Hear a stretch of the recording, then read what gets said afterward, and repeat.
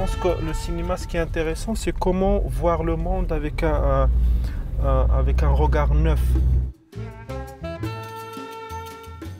J'ai grandi en fait au Maroc dans les années 80.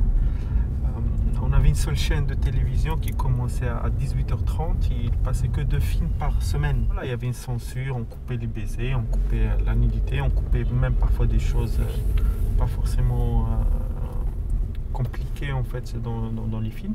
Et surtout en fait, la plupart des films que j'ai vus durant mon enfance, j'ai jamais en fait vu la fin parce que il y avait en fait un journal télévision. Un journal télé qui commençait à 11h je pense, et ça durait tellement longtemps que en fait je dormais, même si je voulais voir la fin des films. Et je pense que ça a commencé, c'est commencé avec ça en fait, avec ce besoin d'imaginer en fait les fins des films. J'ai fini par revoir tous les films de mon enfance, etc., qui étaient très importants. Et les fins. Et bien sûr, et j'ai Oui. découvert que j'ai pas vu tous les baisers, tous les trucs, toutes les choses comme ça. Et c'est très étonnant en fait de comparer en fait la sensation en tout cas le souvenir Oui. d'enfance avec le film actuellement. Il a beaucoup changé, je crois. Absolument, ça fait moins rêver en fait.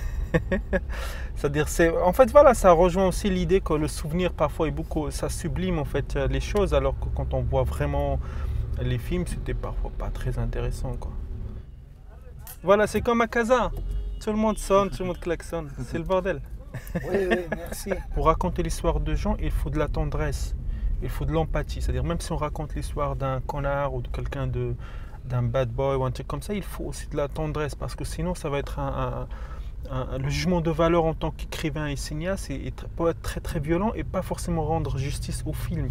C'est-à-dire, on peut raconter l'histoire de n'importe qui, mais il faudra trouver aussi des points d'achoppement qui l'humanisent en fait. On est tous pareils finalement, c'est juste qu'à un moment donné, on prend des décisions heureuses ou malheureuses qui font de nous ce qu'on est maintenant, ce qu'on est actuellement.